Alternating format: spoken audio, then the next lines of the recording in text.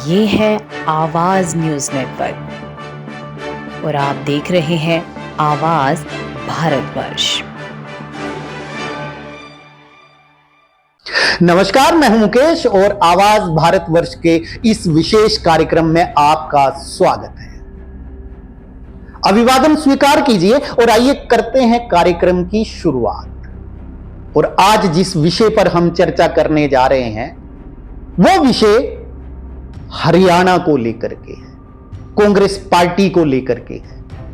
ऊहापोह की जो स्थिति कांग्रेस हरियाणा में चल रही है वो थमने का नाम नहीं ले रही। और ऐसे में एक सवाल उठकर सामने आना शुरू हो गया है कि हरियाणा में क्या पूर्व मुख्यमंत्री और पिछले चुनाव तक हरियाणा के सर्वे सर्वा रहे, हरियाणा कांग्रेस के सर्वे सर्वा रहे भूपेंद्र सिंह हुड्डा का करियर क्या अपने अंतिम पड़ाव पर पहुंच गया है? क्या भूपेंद्र सिंह हुड्डा के युग की समाप्ति होने वाली है? यह सवाल ऐसा यक्ष प्रश्न बन के खड़ा हो गया है जिसका उत्तर हरियाणा कांग्रेस खोज रही है, हरियाणा का कांग्रेस का कार्यकर्ता खोज रहा है और हाईकमान की तरफ देख रहा है, क्योंकि यह सवाल हरियाणा में अब जगह जगह चर्चा का विषय बन गया है। क्या हरियाणा कांग्रेस में हुड्डा युग समाप्ति की ओर है?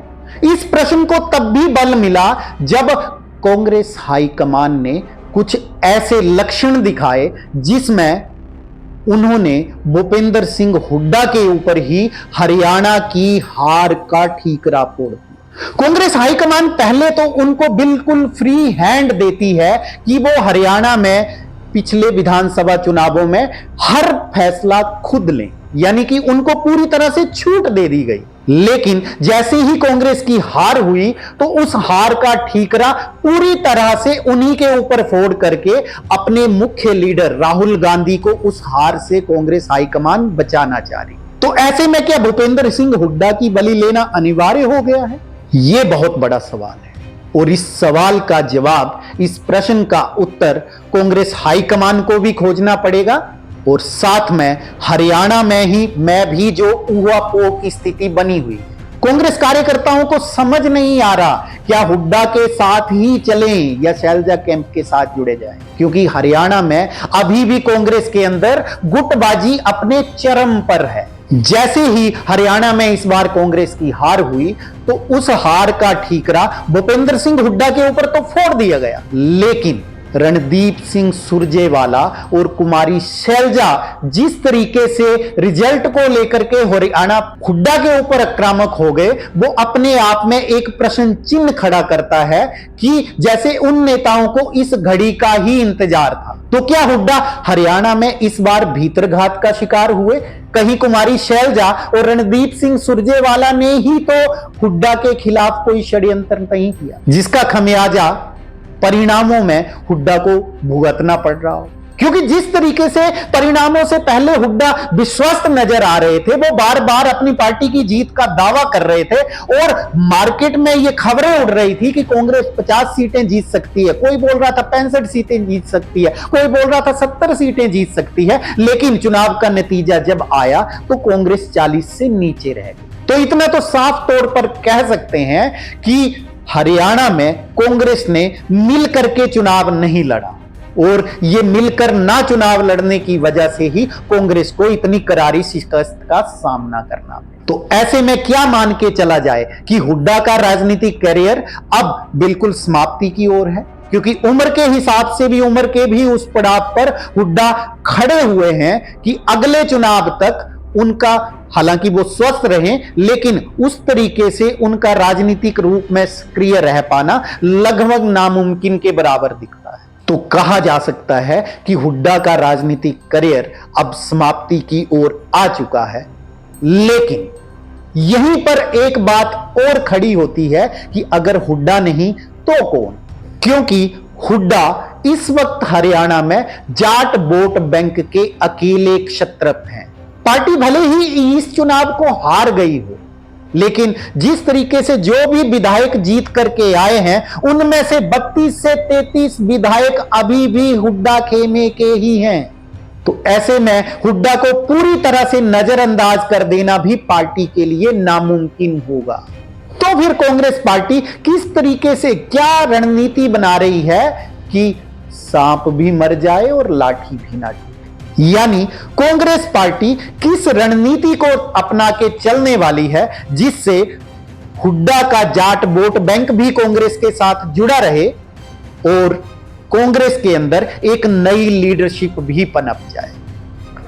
पार्टी सूत्रों की माने तो कांग्रेस शीघ्र ही हरियाणा प्रदेश अध्यक्ष के रूप में कुमारी शैलजा को कमान सौंप सकती और साथ ही जाट समुदाय को अपने साथ रखने के लिए रणदीप सिंह सुरजेवाला को केंद्रीय राजनीति में और सक्रिय किया जा सकता है और साथ ही हरियाणा में जाटों के साथ समन्वय बनाने के लिए उनको कोई विशेष जिम्मेदारी दे दी जा सकती। तो अब आप समझ सकते हैं कि हुड्डा जिनकी अंतिम उम्मीद इस बार का विधानसभा चुनाव था वो समाप्त हो चुका है और हरियाणा में यह कहा जा सकता है कि हुड्डा युग की समाप्ति की ओर है हुड्डा युग।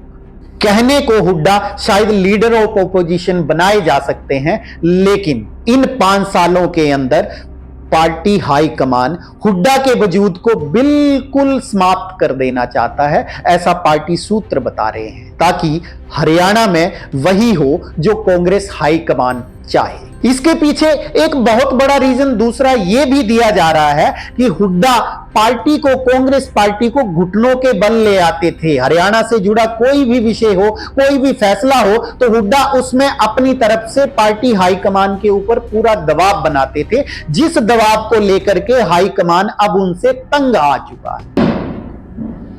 तो अब क्या आने वाले वक्त में हुड्डा एक नाम हो जाएंगे जो कभी कांग्रेस में क्षत्रप हुआ करते थे, जो 2005 से लेके 2014 तक हरियाणा में कांग्रेस का वो चेहरा हुआ करते थे जिन्होंने कांग्रेस के बड़े बड़े घरानों की राजनीति समाप्त कर दी, जिन्होंने चौधरी बंसीलाल परिवार को मजबूर कर दिया कि वो कांग्रेस पार्टी छोड़ के भाजपा में चले जाएं, या जिन्होंने चौधरी भजनलाल के परिवार को भी इस तरीके से इस हद तक उनकी राजनीति समाप्त कर दी कि इस बार के विधानसभा चुनाव में भी बिश्नोई परिवार के उम्मीदवार भव्य बिश्नोई अपनी सीट आदमपुर से हार जाते हैं, जो कि उनके परिवार की पैतृक सीट। और अब हुड्डा स्वयं राजनीति में उस कगार पर पहुंच गए हैं जहां उनकी राजनीति खुद समाप्ति की ओर चल रही है। तो इसीलिए मैं बार बार कहता हूं कि इतिहास अपने आप को दोहराता है। अब हुड्डा के सुपुत्र दीपेंद्र सिंह हुड्डा को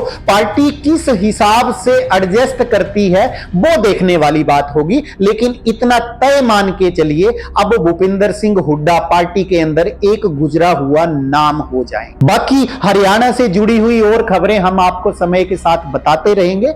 आप आवाज भारतवर्ष के साथ जुड़े रहिए और अंत में जाते जाते आप सबसे एक विनम्र निवेदन कि कृपया हमारी पोस्ट को लाइक करें, शेयर करें, कमेंट करें और हां, चैनल को अवश्य सब्सक्राइब कीजिएगा। बहुत बहुत धन्यवाद। नमस्कार। अगर आप हमें YouTube पर देख रहे हैं तो हमारे चैनल को सब्सक्राइब करें और बेल आइकन को दबाना ना भूलें। अगर आप हमें Facebook पर देख रहे हैं तो कृपया हमें लाइक, शेयर और कमेंट करना ना भूलें।